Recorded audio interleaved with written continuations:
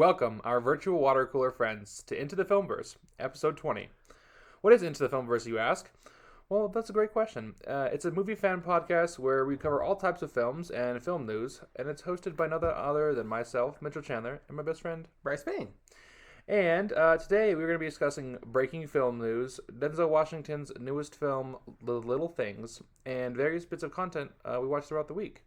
If you want to see our reviews for the films we talk about today, or get thoughts on our other movies we watch, be sure to join us on Letterboxd, the social network for film lovers. Basically just like a diary for all the different films we watch. It's honestly so funny that's a social media platform, but you really can't talk to people. No, it's literally just like reviewing films. Honestly, it's been somebody's like, look, I watched this. You're like, oh, neat, cool, that looks good. Exactly. I mean, you find so many films that you would not have thought about before. And not only that, but it's just like, it helps like the way I can reference films from like way back in the day that I never thought I would like have watched, or like, oh, did I watch this? And then you can go back, oh yeah, I watched this, and this is what I thought of it. It's so nice, especially for me, because I was totally keeping track of my movies last year on like a note and thing in my phone. I was just posting them on Twitter, and so I was like looking up on Twitter every time I put my own hashtag Mitch for movie reviews. So every time that like I wanted to look back at a movie, I would like look up my hashtag and like scroll like 1,000 times to try to find the movie. Oh, dude, it makes I'd be like, have I seen this? Be like, you watched it. I'm like, all right, nice, this is better. Exactly. I was trying to keep track of how many movies I watched, so I was having to count every single movie. And it has stats, and like honestly, it's like the best thing for movie fan thing. So even if you don't want to follow us, I would just recommend checking it out. And that's called Letterboxd. I thought you should follow us. You should. I post a lot. He's here or there. And you can find Bryce Payne at Payne Reviews. I had to think about my handle. It's like, what is it again? I know it's hard sometimes to remember everything. But yeah, it's Payne for him. For it's Payne Reviews, Payne reviews. Oh, yeah, I was supposed to do that. And then no, it's okay. And then mine is at Mytch Reviews, and Mytch is spelled with a Y, so that's Mytch. So thanks for guys for joining us. And before we dive into The Little Things, which is Denzel Washington's new film that debuted on HBO Max and in theaters day and day, we're gonna go off the top with some recent movie news. So, as many of you may have been watching or know about, Disney Plus came out with Wandavison, kind of after The Mandalorian. We watched episode 1 and 2. We talked about that last episode that debuted, but now we're going to talk about episode 3 and 4.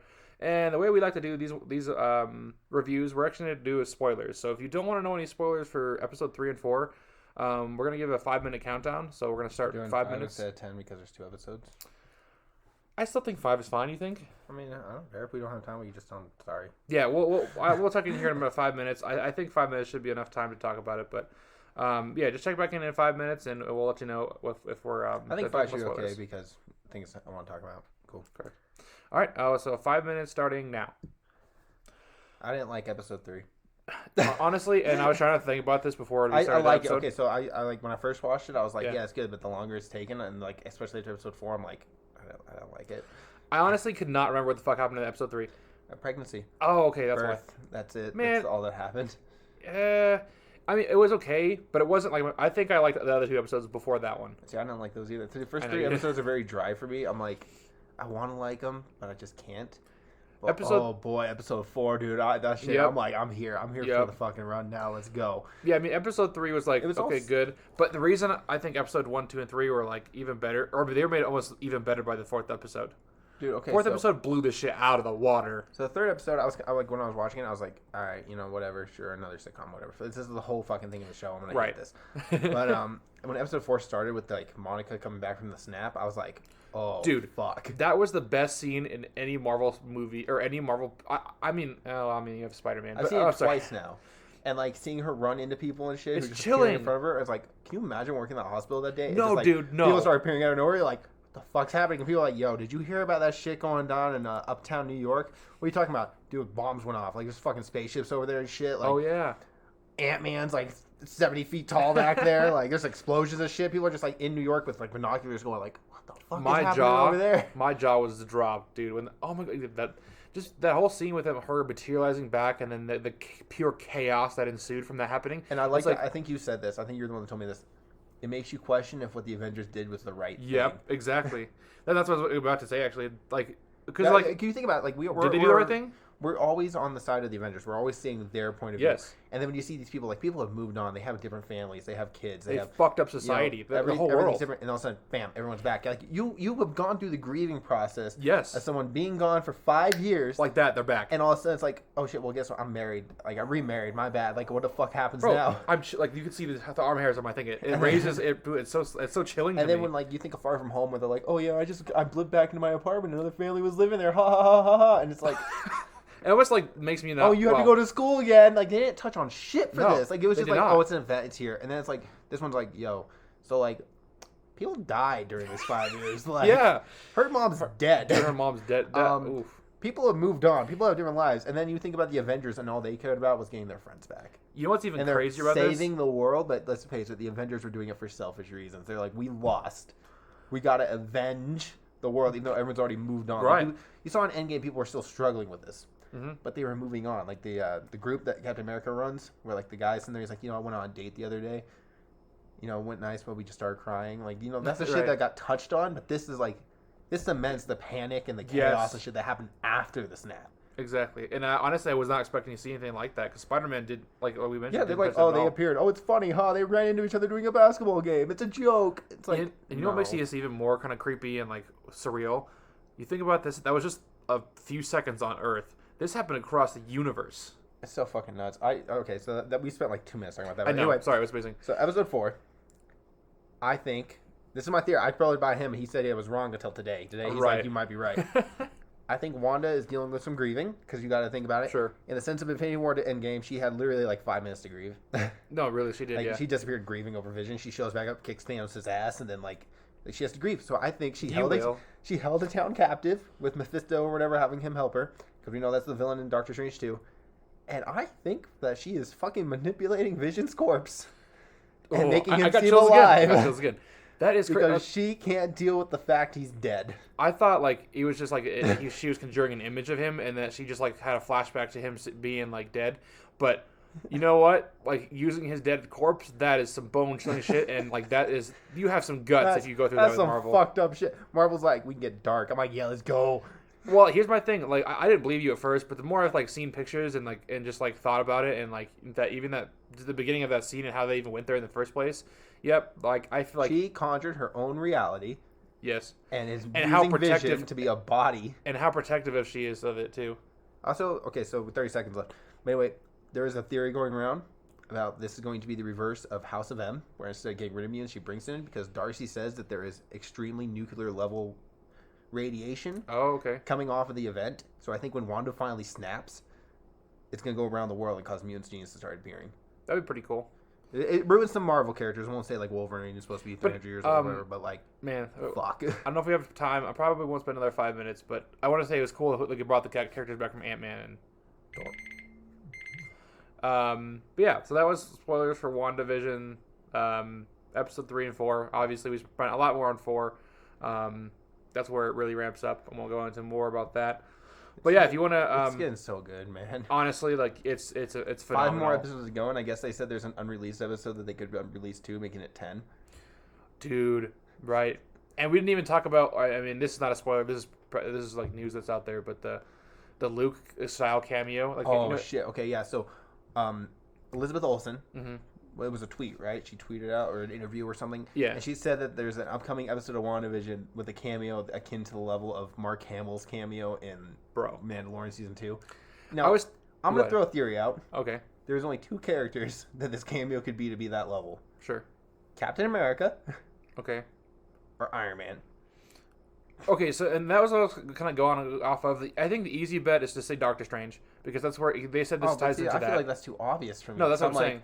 I wouldn't be surprised if Doctor Strange showed up. We already know that she's going to be in his movie. We already know that. That's not being like, oh my god, it's Doctor Strange. But like, if Tony Stark had like a cameo or something, like just a flashback or something. Here's my theory, right? Because you want somebody. Well, and this is a far-fetched theory. I don't expect it's going to be Hawkeye. No, because when you're talking about a Luke style cameo, nobody really expected Luke. I mean, even though it was theorized, people were like, they're not going to bring Luke in, right? They didn't really think that. That's because Mark Hamill's like 60 years old. Like, you didn't expect that he'd be showing up as a younger version. So when I hear her say it's a Luke style cameo, like a Luke on a Luke level, I mean unexpected, not real. You're not expecting this. So I'm like, either What is it? It's gonna be. It better be Daredevil. So, exactly. No. I wasn't joking. That's exactly what I was about to say. It might be Daredevil, or even I don't see why Matt Murdock Tobey Maguire would be dealing with this though. Oh, okay. This is still movie news, so like we're still on topic here. Yeah. Tom Holland posted an Instagram photo yesterday. I think it was yesterday. No, was it yesterday? It might have been yesterday. Yesterday or the day before, of him on the set of Spider-Man 3 with his younger brother on his shoulders, which they look so cute. Fucking alike. They do. And he said that day was the greatest day of his career. I want to say his brother was like on set with him doing some filming. I have a theory. Oh, okay. Now, I'm gonna say theory. I haven't heard this before. I don't have any like basis for this. No basis, just my idea. What if Tobey Maguire and MJ had a kid, right? Dude, all right, I'm already in it. Set up. I get it. I'm on. His little brother is their kid, and they look alike because multiverse. Bro. Yep. No, I'm in. Like you said, MJ had a kid. And everything collected. Yep, I'm in. I thought about that, and I was like, can you imagine how fucking trippy that would be? Like, I'm behind Tom that Holland, theory 100%. Like, Tom Holland Spider-Man's like sitting there, like saying goodbye to Tobey Maguire or whatever at the end, because I don't know if he's ever been seen on set or anything about that, but like, sure, I don't think like, so. Well, he looks through the portal or whatever, I think he has it. And like what you see is MJ and a guy that looks just like him, and it's just I'd be like, holy fucking shit, boom, and then they'd bring bases back to like Tobey Maguire could be Uncle Ben in his universe. Man, we get into too much tearjerkers. I can't set myself up for stuff not like in Spider-Man. I'm gonna get disappointed really easily. So. This is just what I think about when I see this stuff. I'm like, yeah, I can see it. Like I want to write some fan theories right now. But yeah, no, I mean that really sounds cool. So yeah, I don't see why else his brother would be on the set. I don't see who else that he could be playing. He looks too much like Tom Holland. His brother's been on set like previously a bunch of times, just like been there, you know. So I feel like. It seemed more important than that, right? Yeah, though it's like, why would he just be like, "Oh, look, my brother's here"? It's like, exactly. Well, I mean, that's been done before, but I feel like if he had a role in there and it could be like alternate reality, be like, "Oh, well, that's my son," and you're like, "Oh shit, it looks like especially because he posted on he's a Spider-Man on his shoulders, you know, and the fact that like it seemed like they were right in the middle of a set, or his little brother's playing Harry Osborn. Oh my goodness, oof. But and then you also know that. Or Tom Holland, if you follow us on his social media, he just like family and his people close to him are really important to him. So I don't know. I'm going with my theory. I'm once again, every Marvel movie I'm happy with. Sure. I haven't seen any in theaters that I've been like, damn, that sucked.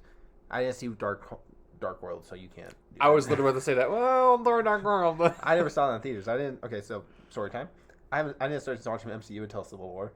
Oh, you did tell me that. So like, I started at Iron Man, bro. That was my first. So like, when I got to Dark World.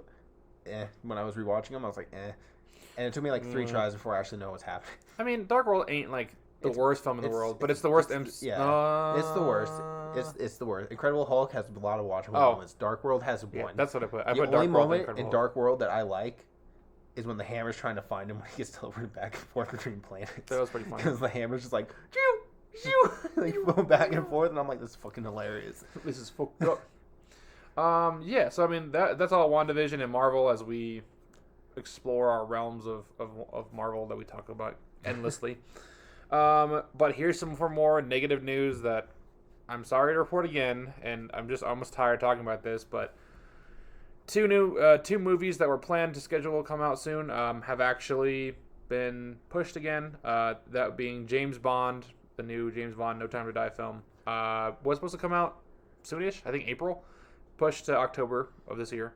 So at least it's this year. We'll just get to see that trailer again another 20 fucking times. Yeah, bro. Like by the time this comes out, I'm not excited for it anymore. Like it's almost like the effect that you have to have. I mean, it's gonna be hard to who knows? But it's like the Black Widow trailer because they haven't released any new trailers, so you're watching it over and over, and you're like, oh yeah, don't slouch, Natasha. It's bad for you. Like okay, Taskmaster looks like that again. Okay, and A Quiet Place 2. John Krasinski's. I'm almost better with Quiet Place 2 getting delayed because I feel like Quiet Place 1 is such a solid, just like solo entry. Yeah, no, you're right, exactly. Like the second one, I'm like, yeah, I can wait. Whatever. Plus, I guess they did do the one trailer. But yeah, I mean, I think. But yeah, it's not as solidified as a franchise yet. So like, I'm okay with waiting because I feel like I haven't missed anything. Exactly, they've only put out the one trailer, right? I think. Yeah, there's just the one. Well, I think there's 2, but it's just re-editing. Yeah, so I mean, that one doesn't seem like it's been heavily marketed yet. So I think like that one's a good one to like release at any point. So it's like sorry we bring up Marvel a lot, but it's like Black Widow being in the beginning of Phase 4 because it's not in the like. Imagine if this was happening to Endgame. Like, it just kept being delayed further and further. People be going insane, I swear. But like since like we haven't started a new arc, it's almost like, all right, yeah, you push it, whatever. So meanwhile, James Bond, I'm like, oh my god, just release it. Like, fuck. Almost at this point. Like, if it goes past October 21, then like, man, just like, okay, like I'm one of the people. Just put it on HBO Max, bro. Like, I really am one of those people that like, it needs to come out in theater. Like, it'll help the theater survive. It'll, all this stuff. But like, if it's past that point, just put it out. Like, you gotta move on. Did you hear about Black Widow probably going on Premiere Access now? That's so dumb. I hate that, but I would pay for it. They keep jump back and forth between like releasing in theaters and then putting it. It's like, just release it. I don't care. Yeah, no, I mean, here's my thing. I'm okay with them if they push it one more time, I'll be like, okay. You're like, listen, bro, it's been over a year of this pushing. Like, just fucking release it on the day you say release it. Take your losses and cut it. Honestly, like, and I'm sorry to like say that, but really, we gotta start moving on. I feel like with at least like a lot of these movies, like these big ones, like James Bond, Black Widow, all that. The physical sales are still going to be good. Yeah. The digital sales are still going to be good. Yep. You're going to lose some money from being in a theater, but listen, you're still going to make money. Like, just fucking get it out. Just let me watch it. I don't care. I mean, yeah, you're definitely going to lose money, but... I'll pay you double. I don't... Here's $40. God damn it. Released it on Blu-ray for like $33. People will pay it. Like, it's Marvel. Like, no one's sitting there going like, no, I don't want to pay that. Like, it's Marvel. Like, you got the market. You got the fans. Like, James Bond's been around for 60 years. Like, just release it. People are not going to be like, man, I ain't paying for that for James Bond. People love this shit. Just let us watch it. Mm-hmm. Exactly. So, yeah, I mean, Quiet Place, James Bond, both have pushed. However, I guess some better movie news. If you're a fan of Godzilla or Kong, Godzilla vs. Kong, they actually moved it up 3 months to March. I still haven't seen the trailer. That's okay. I mean, it's a good trailer. No, okay, so the thing is, I haven't seen any of the Godzilla movies. And the only movie I have seen is Kong Skull Island because I didn't know it was connected to Godzilla. Oh, okay. Because I'm not a Godzilla fan.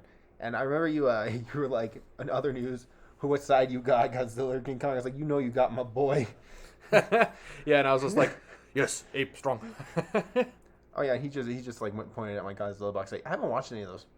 I know, I just like pulled back and I was just like, he has a giant Godzilla box set right here.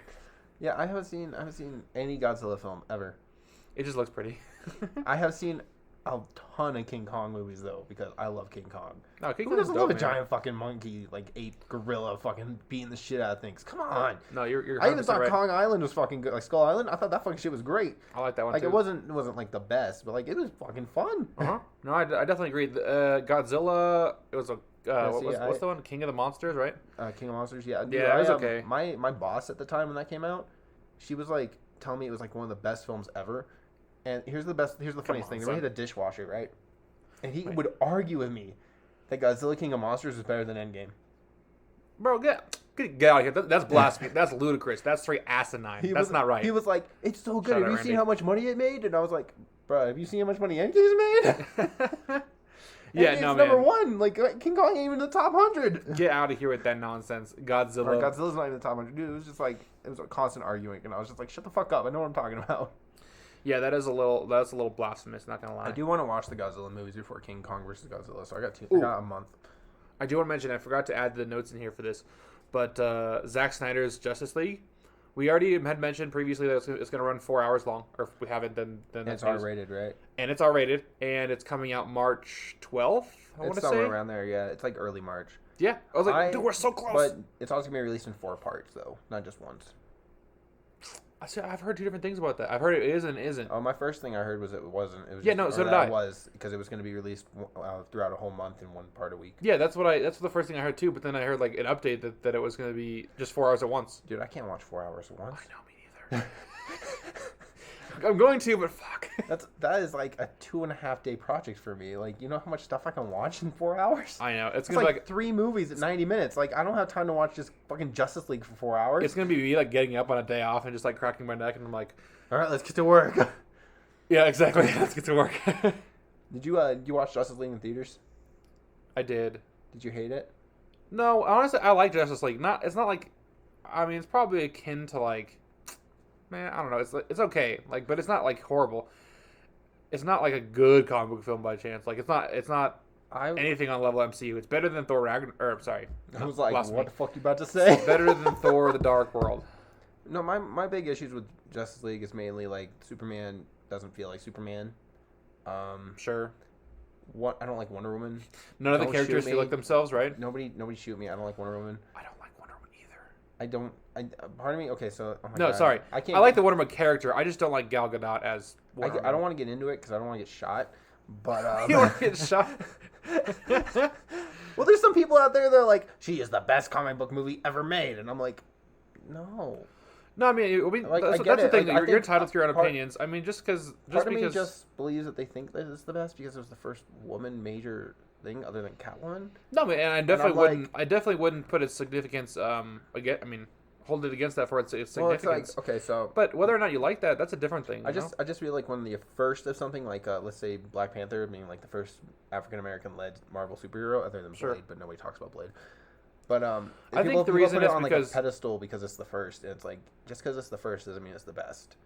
No, I mean you're right in that sense. I mean, I love Black Panther, so that's not me saying anything about that. No, I mean I love Black Panther too. CGI sucks, but the fucking movies. And I don't think it's necessarily wrong to put it on that pedestal if you want to put it on the pedestal. And I also think I just don't like feeling like I'm gonna get like canceled or something because I'm like I don't like the Wonder Woman movie. I'm just like, oh, how could you? That's what I'm like. It's like I like Harley Quinn's movie better. I don't know what to say. Like, exactly. It's just how you feel about the movie. All film is subjective. That's the whole thing. I mean, you can recognize it for its importance, but you can also not like it.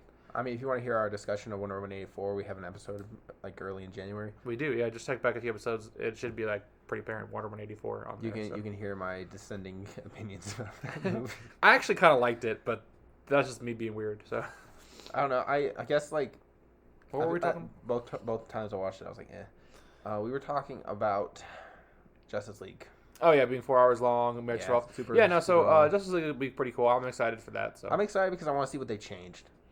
Me too, and it's 4 hours long, so that's like my main thing I want to do. Is 2 hours more. I want to know what they added into it, and what they took out too. Honestly, hey, let's be honest. It's 2 hours and 1 minute. To remember, Justice League was 1 hour and 59 minutes and 59 seconds. So we're getting an extra 2 hours and a second.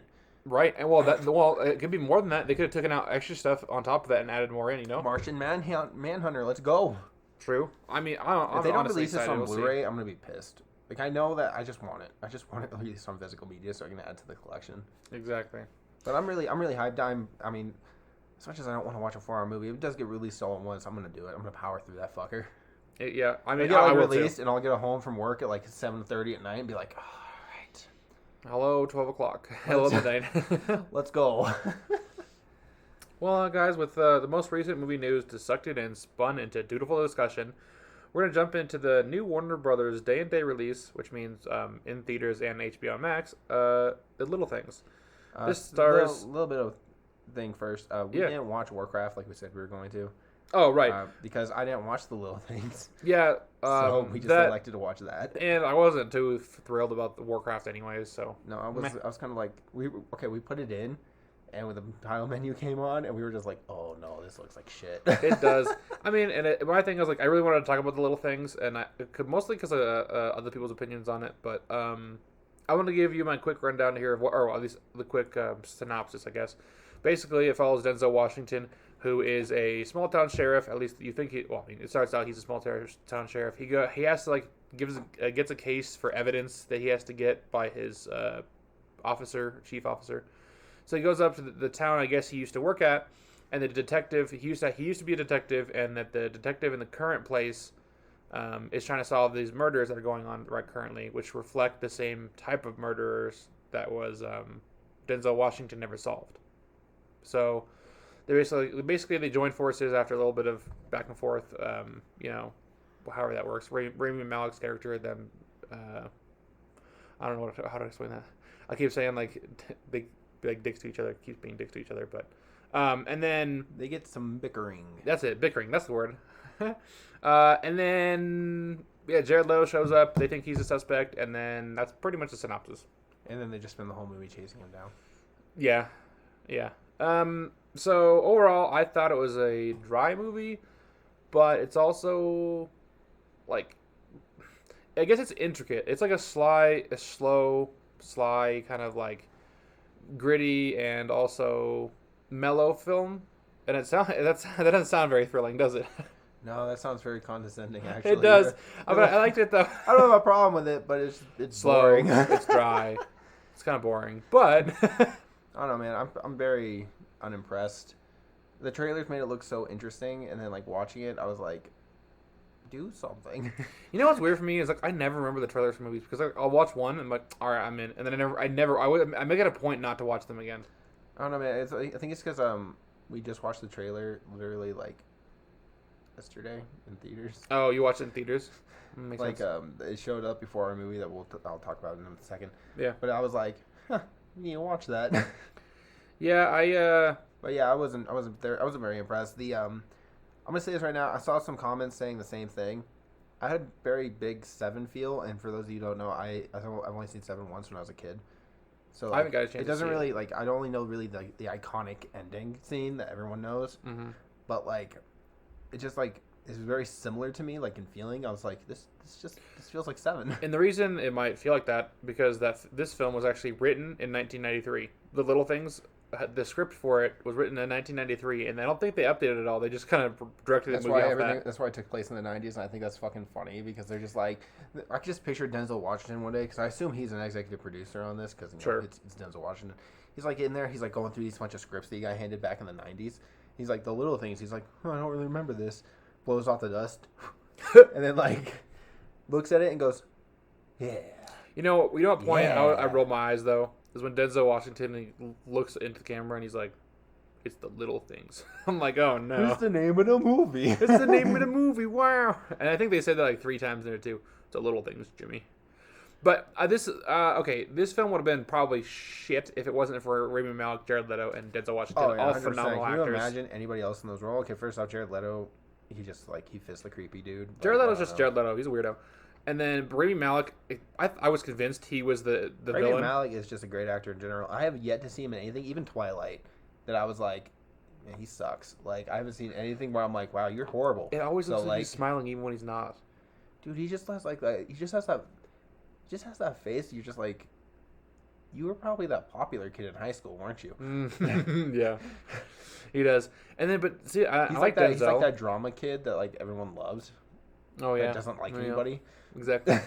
He's probably like flamboyant too, but then they're like, God, do they And then Denzel Washington. Okay, this is gonna be a very disputing thing. I don't really like him, man. You don't like Denzel Washington? Not really. I've seen him in. I've only seen him like 2 things. How I'm dare like, wow, you're really good. But they're all from like the late '90s to early 2000s. Everything I've seen recently, like the 2010s or now or anything, I'm like. Eh. To me, it's like Denzel. Whenever I see Denzel on the screen, sort of like with Will Smith and I'm trying to think of other actors. Who's one of my favorite actors? He's very much like a '90s to early 2000s like standard. William like Dafoe. action film and all that. Like he was a very big name. But I just feel recently like the Fences that everyone liked. I didn't like Fences. I haven't seen that one Little yet. things and stuff like that. I'm like, I feel like he's taking a lot of safe roles Sure, I mean I could. that like yeah. he doesn't really have to put a lot of work into. Like he's just doing it for like a paycheck or just like, hey guys, remember I exist kind of thing. Yeah, I mean, this is what I always like to point out when we talk about taking paychecks. I mean, there are some specific things where, like, clearly it's just like they're No. phoning it in. I didn't mean that in the sense like, oh, he just did this for a paycheck. Right. It's just like it seems like he's not taking the risky. No, roles. I agree. Like Will Smith is still doing like he did Deadshot, which is not something you would ever think. I didn't think Will Smith would ever do Deadshot. Suicide Squad. Oh, I'm sorry. Yeah, okay. He just like Will Smith's doing like a lot of roles that you just wouldn't expect him to be doing in his age. No, you're right. Well, see, and that's Like my whole Gemini point. Man, where he was like doing really good. Bad Boys for Life, which is him reliving a character, but they put in a twist to make it like Yeah. more modern kind of thing. Like he's still doing these risky. I don't want to say risky. They're not overly risky, But they're like still not over the top. They're more dynamic. yeah. It's not just like, oh well, I'm a black guy, I have to do standard black guy roles kind of thing. He's still trying to push the barriers of what he can do. And Denzel Washington just feels like he's taking very safe roles for him. Like he can go in there and kind of like just do his do like a he little bit of knows acting. he's a good actor. He knows Yeah. he can do it. He doesn't have to prove it anymore. So he's like, I'll Exactly. just do what I want to do kind of thing. Versus like Will Smith is like, he gets scripts and he looks through. He's like, oh man, this looks like a fun time. Let's do it. But that's what I was trying to mention. Will like, Smith's doing things for fun. Denzel Washington's doing things because he's like, I know I can do I know I can exactly. I mean, that's what. Well, my whole point was with Denzel or Will Smith or like I just forgot William Dafoe. I keep forgetting his name every time. I don't know why. Although I will say Denzel Washington, I think he was in the Magnificent Seven remake that came out in like 2017 with Chris Pratt, and I saw the ending of that. He did really good in that one. But it was more action oriented, so I don't know. Maybe I just don't like him in drama roles. Yeah, no, like I'm trying to say, So I think it's just kind of like art. Whenever like you're just looking at a piece of art when you're walking through a museum and you just like it just speaks to you. Something about Denzel Washington. Every time he just speaks and acts, it's just something to me that just kind of like it just moves across me like I'm just watching pure art. Well, he's a phenomenal actor. I just wish he would do more. No, I completely agree. I agree with that. I'm just saying like that's why for me, even though this film was very mundane, him just acting is just it's just blissful Honestly, to watch. But although with him compared to like Jared Leto and Rami Malek, especially in this movie, I'm like, Rami Malek kind of blew him away. Like, he definitely stole the show in like half those scenes. I don't like Rami Malek. I don't know why. Like Bohemian Rhapsody is super good, but otherwise he just creeps me out. I don't know, man. I've liked him all the things I've seen, and this one like. I think he outdid Denzel Washington. I have to say this. I don't think he fit the role, for me personally, on this one. Because... No, it did feel really weird. He just felt too, like, out of place. He felt like he should be the villain. He was always so awkward and stuff, too. Oh, yeah, so this isn't a spoiler. It happened in the first, 10 minutes of the movie. Mm-hmm. There's, a scene, man, where he, we commented on it, but we were watching it, and there's, a scene where he goes into this crime scene, there's blood trailing. He's like, yeah, she got dragged. She died here and got dragged. They go over to the body, move it, and then they move it down, and he's like, she's been moved. It's like, you just fucking said that. Greatest detective ever, bro. Mm-hmm. Oh my god, how did you know? You should be the host of Blue's Clues. I was sitting there, I was like, dude, we already know that. Like, you fucking already told us that she died there. She's not there now. Obviously, she got moved like shit. Like, but anyway, I don't know. The movie had a lot of things like that where you're just like, well, no shit, man. Like, yeah, exactly. But the ending's pretty good. The ending's okay. I mean, I still compare it to 7, and 7 has a superior ending to it. Yeah, I've heard a lot of good things about 7, so I'll have to watch this. We have to watch it, man. I know. It's on HBO Max. We can watch it anytime. We should. Exactly. Yeah. So, on this topic of new movies, though. Yeah. Oh, you want to talk? We want to go into our weekly movie watches. Do you want to go into weekly movie watches? Yeah. Okay. That works. Okay, you can go first. So we're gonna. This is more like a 2-week movie watch. Yeah, we took a break. We did take a little bit of a break there. We're switching. We had to get our schedule and shit all fixed. Exactly, switching over to Tuesdays instead of Fridays. So be sure to look out for new episodes every Tuesday, which I'll also mention a little bit later. Give us a little bit more time for editing. Exactly. I watched a film called Spies in Disguise. Once again, Will Smith doing risky roles. Risky. Man, I don't know. Will Smith can't do anything. At this point, I don't think Will Smith can do anything risky, like beyond action roles. I mean, he risk his life to do something, but at that point, just put a stunt double. Tom Cruise. He's not like, let me pilot that helicopter. But man, we can't have you do that. But I'm Tom Cruise, man. I can do whatever the fuck I want. No, he honestly, it's Tom Cruise in a nutshell. Spies in Disguise, Tom Holland, Will Smith. It's an animated film. Tom Cruise. You got me all fucked up. Will Smith is Tom Cruise is in it. Did you not know that? No, Will Smith is a super cool spy that turns into a pigeon. I love it. Okay, it sounds stupid as fuck, and the reason I never watched this when it came in theaters is because they turned Will Smith into a pigeon. And I was like, you can't do my man like that. I am not watching this. They turned me off just instantly. Like, it seemed so cool. Will Smith was so slick, and they turned him into a pigeon. And I was like, that's fucked up, and I'm not watching this. But it had our boy though. And then I watched it. Yeah, but I don't. I'll get to that in a second. But then I watched it, right?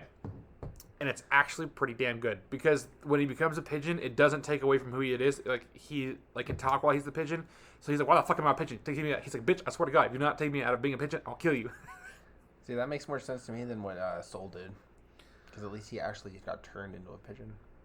People can understand. Oh, right. I forgot that. I'm sorry. That's my biggest gripe with the movie. You can't. Oh well, I guess I almost said you can't do that in an animated film and do that in a live action film, but Soul is not live action. See my problem with Toy Story 4 there? See, that cat looks fake as hell. Wait a minute, this is all fake. Exactly. It's hilarious.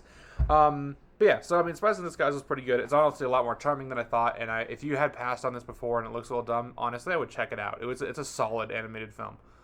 Better ones than I've seen in a while.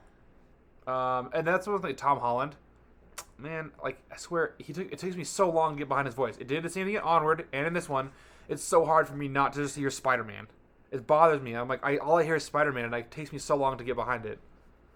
That's me with Devil all the time and stuff. I'm just get to the point where I'm like, yeah, man, it's so hard for me. You're Spider-Man, bro. It's like Cherry. I just don't see it. Are you ready for Cherry? Are you ready for Cherry? You ready to see our little boy be try to be a man? Give me your fucking money, bitch. And then we got Ciara Bravo in it. Oh yeah, check her Big Time Rush. Trying to be the wife or whatever, and it's like you look like you're 15. I've just been watching Big Time Rush again because I'm a weirdo, and I saw she's in that film in it, and I'm like, she's gonna be in Cherry with Tom Holland. What the fuck? She looks the same. I know she does exact same. And then she's like, I'm gonna be the wife in this movie. You're like, bro, you were 15 years old. Stop. Go back to school. You're too young. I'm proud of you. At the same time, I'm like, all right, I get it. You know, she can't play a kid forever. True. She needs to be able to become an adult character. But the problem is she doesn't look like an adult character. But she's such a good actress. Like, she was really good in Wayne and shit. Like, I've watched a few episodes. She's really good in that. She's so good at it. I wish you would finish it because the ending is so fucking good. I will at some point, I promise. I don't know why you haven't. The episodes are so short.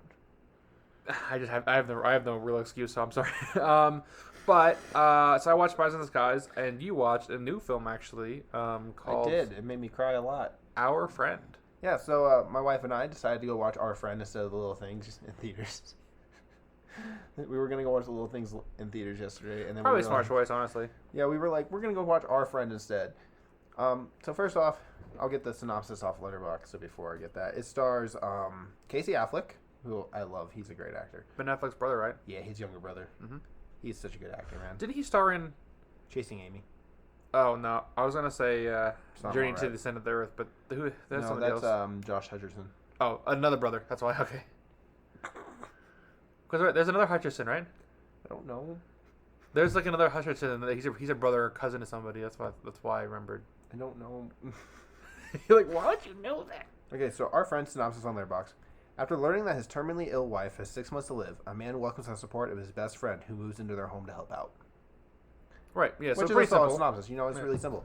Basically, the synopsis is basically what the movie is. So, Jason Segel plays a guy named Dane, who is best friends with Matt and Nicole. They're married. They have 2 kids. Nicole gets diagnosed with cancer. Ooh. And basically, like, I'm not going to spoil too much because it's such a solid film, other than there's a lot of jumping around. So, like, be prepared for that. Yeah, that you told me about the little bit earlier. There's a lot of jumping around. It'd be like 2013, 2 years after diagnosis. 2008, 6 years before whatever. It's like, fucking Christ. Yeah, I would have hated that. Hate it. That's like one of my biggest pet peeves in a film. And what would happen is it'd be like a really emotional scene. I'd be like tearing up. It'd be like, fuck. And then it'd be like 2008. I'd be like, God damn it, I don't care about this. Like, fuck. And then fuck. I will say there is a lot of things in this movie that I like surprised me. I'm going to mention a few of them. They mentioned an affair at one point. An affair. Well, Matt is a traveling. Well, he's like a news writer, so he travels and writes news and shit. So like, so Tom Hanks in News of the World. Kind of, but it's more like modern. Kind of a news writer. Nicole is like stay at home and stuff like that. I don't really think she ever had a job because I never saw her do a job in the movie, so I don't know. Okay. But yeah, it was really sweet. Dane moves in to help take care of Nicole while she's dying of cancer. Take care of their kids and stuff. He's like proves he's their friend. There's some really solid lines in this movie. Like, it's no secret she has cancer, like it's in the movie. Yeah. She's dying from cancer. Like it's in the synopsis, no spoiler. There's like a line where this girl's in there. She's like, "Oh, Nicole looks really good. You know, everything looks really nice." And like Matt, Casey Affleck's character Matt, looks at her and goes, "Mark my words, by the end of the year, the only person that's still going to be here is Dane." What the fuck? Like it's straight up to her face. That's kind of creepy, man. And then later, there's a guy because they're making fun of Dane. He's a loser. He has no job. He's a terrible. You know, he's horrible. He has no career. Da da da. And so he's in the garage. Matt is, and this guy comes in and goes, like, "Yo, is that Dane back there? What is he doing here? You know, if he's still hanging around, you guys charging him rent?" And like Matt looks at him and goes, "You know, if you weren't married to Charlotte, I'd punch you in your face." Jesus Christ. Basically, like, well, what he really says is, you know, I really like Charlotte, and you're married to her. So if the day ever comes where she decides to leave you, call me, and I'll come to your house and punch you in the face. And walks away. That's smooth. Like okay. As much as I hate jumping around, I still won't watch it because I hate that. But that dialogue sounds super smooth, honestly, and it's just like that sounds really nice. I know, like you see the struggle of like, you know, watching someone you love die. Yeah. Like she has these wishes, like a bucket list she wants to do. She has things like, you know, she basically starts getting crazier and crazier due to medication. Her daughters are dealing with the stress because they don't actually know she's dying. Things like that. Like, it's fucked up, and it gets to, like, I cried so fucking much in this. I'm not even ashamed to say that. I cried so fucking much. See, okay, and that was another reason that, like, I can't watch these films. And it's not because I'm afraid to cry. I'm not like I'm not like that. I'll cry. I'll cry. But sometimes like I just don't want to like go into a film knowing I'm gonna fucking cry 40 times. Like I just don't want to. I just don't want to feel like that. But the fact that it made me cry as much as it did puts it on a really high thing, man. Like I got emotionally invested in this shit. Yeah, I mean exactly. That is. I mean it's kind of beautiful. And plus it's on date night too, so it's probably even better. No, dude, it was a solid film. I was really happy with it. I gave it 4.5 out of 5 because it was at a 5 point. I was there. I was like, I should give it 5, but I hate the jumping around. Right. But in a way, the jumping around works, but it's a little distracting. Sure, and honestly, I just can't. Like it would be like emotional, it'd be like emotional shit. Like well, you're like, oh my god, she just told them that she's dying. Like holy shit, and they'd be like, 2008, look at her, she's partying with her husband. I'm like, bro, like. It breaks it up a little bit more, so like you bounce back and forth between him being super emotional and then not being super emotional. Maybe you see the buildup of their relationship with Dane and all that. And what is even more emotional is this is based on an article made in the Esquire, written by Matt Teague, who is the main character Casey Affleck plays. Oh wow! So this is like a real event that happened. Wow! And the article, you can find it online still.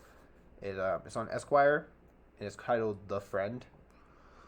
And basically, if you don't want to watch the movie, read the article because it is essentially just the movie. That's pretty funny. But it's a solid, man. I was trying to tell my grandma about it yesterday, man, and I started tearing up trying to talk to her about it. Oh wow! Like that's how much this fucking movie got me. That's crazy. Yeah, even tearing up after the fact. That's pretty. I was like, and then this happened. I'd be like, oh god, damn. And then that's beautiful. I told Jada, I was like, this is a day one release when this gets on physical. Like we're buying it the day it comes out because like if there's ever a day where like man I really need a good cry. Yeah, this is the fucking movie to do it. And can we just say Dakota Johnson? I mean, if it's that good, I don't know, man. If it's that good, that I feel like I kind of have to watch it. But okay, so like the thing is, Jason Segel, who you'll know from How I Met Your Mother, fucking phenomenal. I think that's him, right? Oh, the guy that, yeah, I think I know who you're talking about. I think that's who I'm right. I don't know if I'm right. I think you're right, yeah. I'm like second guessing. I'm like, I thought I was right, but now I don't know. I'm just trying to think of the name of. I mean, I've watched a lot of How I Met Your Mother, but I didn't recognize the name, so I'm trying to think. I'm like, oh, I think that's the guy. He's the husband to Robin, right? No, wait. Robin is the red-haired chick, right? I don't fucking know. I've never seen the show, man. Oh, you've never seen the show? I've never seen the show. Robin doesn't have a husband. Who's the fucking other friend? Well, obviously it's not Patrick. What's his bucket? I can't think of his name. I can't think of his name right now. Jason Segel played. Oh my god! Yep, exactly what I was thinking about. Oh, okay, good. I'm like, I don't know if I'm right. I've never seen the show. I just thought I was right. I just need to look at the picture. But yeah, How I Met Your Mother, he played Marshall. Marshall, that's it. Yeah, okay. Yeah, he's fucking dude, so solid. Casey Affleck's always solid. He always seems the same to me in every role he plays. Always quiet mannered man, but like he's such a good actor. I would almost say he's better than Ben Affleck. That's a hot take. Not even, dude. Like Ben Affleck's takes are like, have you seen Armageddon? No. I like Ben Affleck, man, but there's like Casey Affleck, just like he's in all these emotional, dramatic roles, and like that shit just gets me, man. Yeah, I mean, I guess I haven't seen. I've yet to see a movie with Casey Affleck that I'm like, wow, that movie sucked. I haven't really seen any Casey Affleck films. Ben Affleck, I'm like, yeah, dude, Armageddon sucks ass. I mean, that's not the only thing he's been in. Batman don't count. I mean, there's Batman. There's. Yeah, you were talking blank, right? Well, there's that basketball movie that he just did. Oh, the one where he's an alcoholic. Oh no. There's. I mean, okay, I'm sure there's a lot. All right, it's okay. We have Letterboxd. We can find out. Oh yeah, plug for Letterboxd. Go ahead and look up us on Letterboxd. Maybe one day they'll be the guys that sponsor us. Maybe, probably not, but hopefully. Gone Girl. Okay, he was good in Gone Girl. I'll give him that. I've never seen that, but I want to see it. Argo. We just talked about that. Oh, we did. Mm-hmm. He was okay in that. I wasn't blown away. Actually, I didn't watch that, but okay. Did you not watch that? No. Oh yeah, you dipped out that night. That's right. Suicide Squad, of course. Batman vs Superman, of course. Justice League, of course. Armageddon, which sucks. The Accountant, which I wasn't impressed with. I didn't see that yet. Daredevil. There we go. That's a good one. Yeah, best film ever. 5 FUSQ Universe movies with Kevin Smith. Maybe he has been a lot. Jeez. I mean, I don't know. I mean, he was in Elektra. There we go. As Daredevil. Ooh, yeah. My dad made me watch Paycheck. He sucked in that. Oh yeah, he's gonna be in Flashpoint. That's actually a really cool poster for Flashpoint or The Flash. Oh no, that bitch says Flashpoint. Yeah, he's been in a lot of stuff. So, but he was in Good Will Hunting. Oh wow, yeah. So I mean, that definitely sounds like a good film to check out, and yeah, you need a good cry. Yeah, it made me cry so much. I also watched Airplane from 1980. Beautiful film. I've never seen this movie. Hilarious film. I think I own it though. It's a spoof off of like disaster movies, I guess. And man, it's just so funny. Like there's so many different scenes and jokes. I do own it. Okay, but wait, look on the back of it. What rating is it? PG. It's PG, and there's boobs and sexual innuendos and people doing alcohol and cocaine and all this shit. Like I was like, what? How is this a PG movie? But then again, I realized that there was not PG-13 back then. Did you know that? Have you ever seen Once Upon a Deadpool? No. You have to watch that. I haven't watched that because. You have to watch it because when we were watching that movie, this is from PG-13, by the way. Yeah. We were just like watching it, like, how the fuck is that PG-13? They probably pushed the envelope super hard in that PG-13. Oh, dude, hardcore. Dude, there were so many cuss words they put in that shit other than like fuck, and it is so funny. But here's the thing: they never used the word fuck in that movie. Really? Not once. We waited. We were like, what is the time they're gonna leave it in? When are they gonna put it? That's the thing though, is people always think you can use one use of fuck in PG-13 movie, which is not always true. It has to balance with everything else that's in it. You know, it's like if you have like a hardcore like stabby scene. I'm gonna pick that one night for a feature week because that shit's so funny to me. Yeah, I definitely want to watch that sometime. So, but you watch Airplane's pretty good. Watch it if you haven't. Don't skip on it. Yeah, there it is. Look at it. It's so cute. And you watched another movie that we talked about last time, but you hadn't watched it yet. It was One Night in Miami. I did. I watched this in theaters. Oh yeah, you lucky bastard. I mean, not lucky. I could have done it too. But. A little slow. It's a slow burn. Not what I expected. No, that's really fair. Honestly, I did not expect this either. Even my wife was like, I wanted them to party. I wanted to see tits. I wanted to see them like go out with the people, and all they did was sit in a hotel room and yell at each other. And I was like, yeah. You know, that's fair, and I agree with that to an extent. Dude, the trailers made it look like they were going to party in Miami. You're right, they did. I mean, well, honestly, no, you're right, they did. It really did make it seem like it was a big night on the town. They're all going in cars and shit. You know, like them going out, going like, yeah, Miami. And then that's like, oh, yeah, that's the end of the movie. All right. Yeah, exactly. However, that being said, I just found this intellectually, well, I mean, I've talked about my thoughts on it already, but I found it intellectually just freeing. Oh, dude, yeah. First off, I guess I didn't know shit about Malcolm X because I didn't realize he was a fucking Muslim. Because I thought he was a Christian or Catholic priest. Right. And when he was like, yeah, Muslim, I was like, what? Yeah, honestly, just which is kind of like I had to look that up, and it like kind of broadened me up a little bit on that because I had no clue that there was such a big movement of like African American Muslims going on like the '60s and stuff. Like I was like, oh shit! Like the history class is failing me, bro. I didn't know that Muhammad Ali was a Muslim. I had no fucking clue. Didn't know that before I went into this. So he's like, yeah, I'm gonna convert, and I was like, I didn't know that. All right, cool. Like there's a lot of history to learn. Sam Cooke, yeah, he died that year. That movie took place. Like, wow. He died in October of that, so like 8 months later. Jeez, dude. Like, well, here's my thing though: is I do think, didn't they say that it was semi-fictional? It's a fictional night in Miami, I think is what they said. But yeah, like, I don't think it's an actual thing that happened. No, but like the fact that like Malcolm X and Muhammad Ali actually were close. Well, yeah, no, sure. They were all friends. Like they actually knew each other. Jim Brown's still alive. Wow. He actually became an actor and shit. Yeah. Oh, I know. I'm saying. I wonder what he would say about the film. I wonder if he said. I assume there's an interview out there about it. I'm sure. Yeah, it'd be interesting to look up. But yeah, I won't say I was like blown away by the movie. I wasn't like damn, but I was like really pushing it from 3.5 because I was like, it was sitting at 3.5. I think I gave it 3.5. I don't really remember. It was 3.5 or 4. I think 4. I pushed it to 4 because of the acting alone. Because the people who played Muhammad Ali and Malcolm X, holy shit. Wow. The guy who played Malcolm X fucking held that movie together. He spent the entire time yelling at everybody and arguing with everybody. And I liked the differing views on things. It's weird because you could see, especially when they brought things up, he really he brought it in and thought about it. And that I mean, and I guess I don't really know. This is retraining. You ready for this? The music that he puts on for Sam Cooke to be like, look at this white man who thinks he has hardship and shit. Guess who that artist is? You talking about this for a guy? It's Bob Dylan. Oh yeah, Bob Dylan. Which I watched a documentary about Bob Dylan, which I didn't like because Bob Dylan seems like an arrogant prick.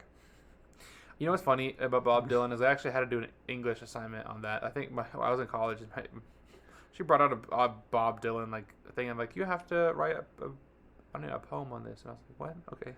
Yeah. Okay. So this is gonna tie into Criterion critique. I'm way behind on that, but I am not doing a Criterion critique on Rolling Thunder review because I hated the fucking movie. Which is the Bob Dylan one, right? Yeah, dude. First off, it's not, we're jumping around, but One Eye Miami, good movie. Watch it. Rolling Thunder review, dude. Fucking boring as shit. Nothing happened. I basically went in knowing nothing about Bob Dylan and walked out knowing nothing about Bob Dylan. You should.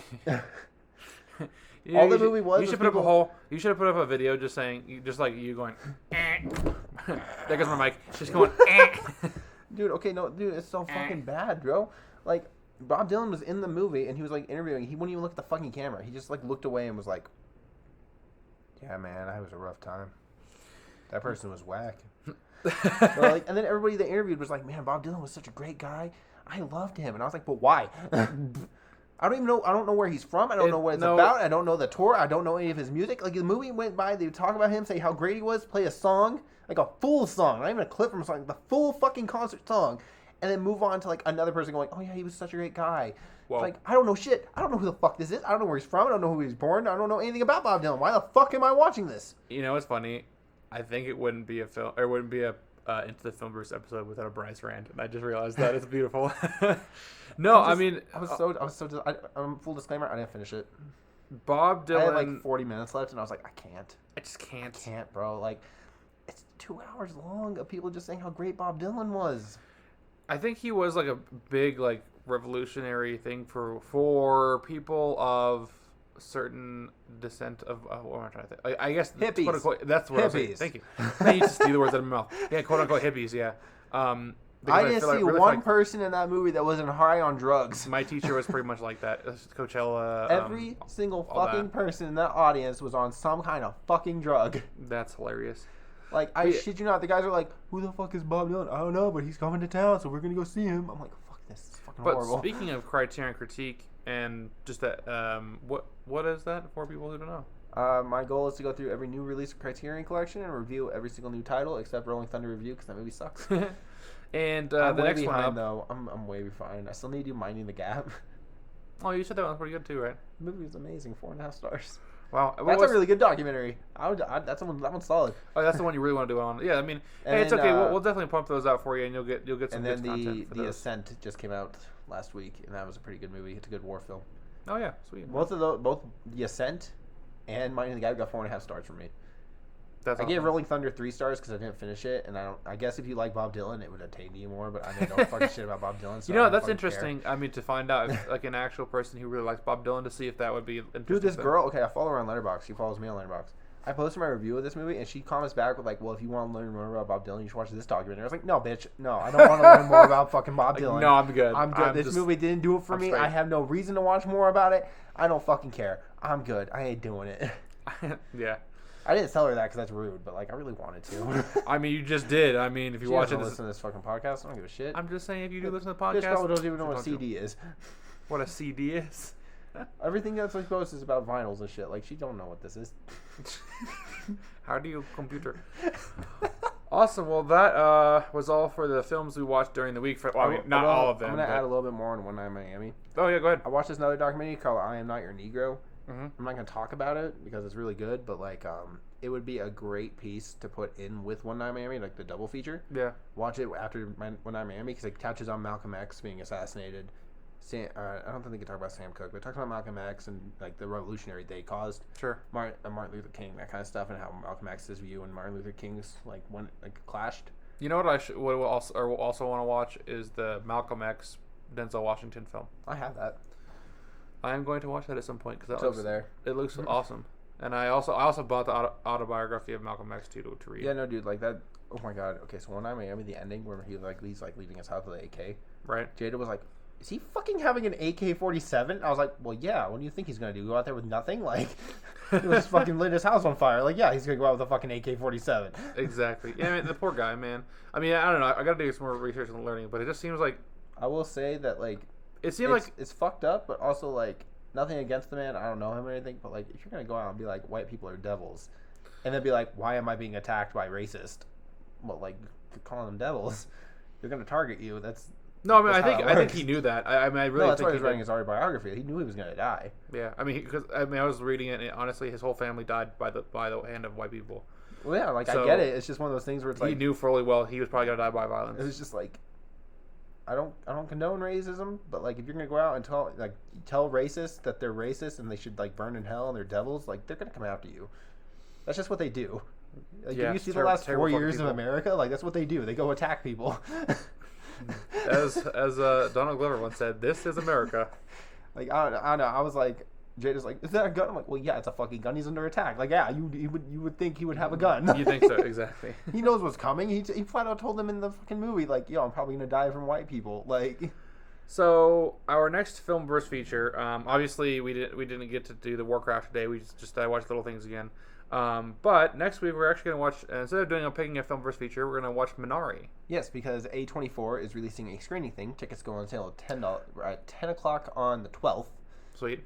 Which is actually the day...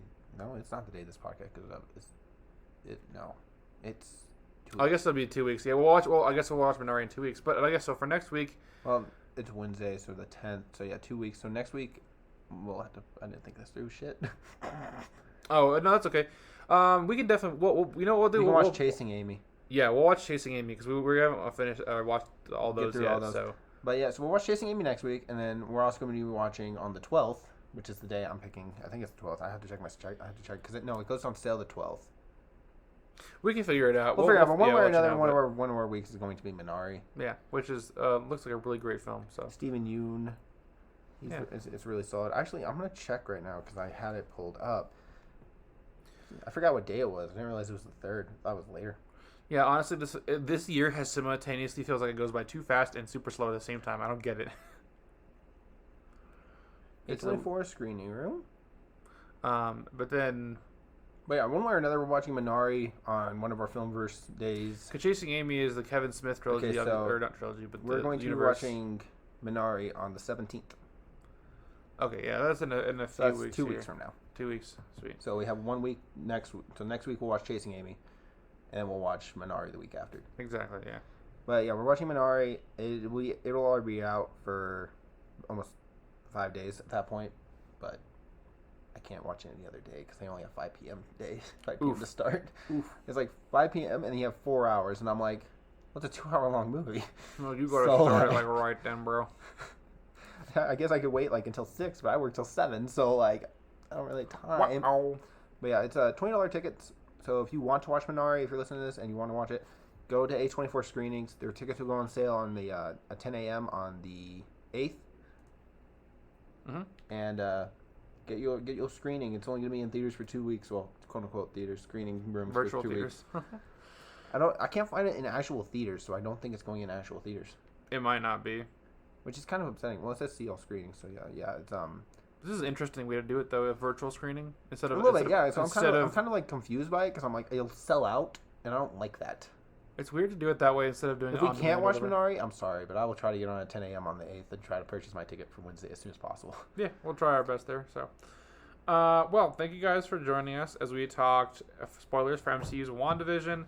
We discussed the most recent movie releases in The Little Things and Our Friend.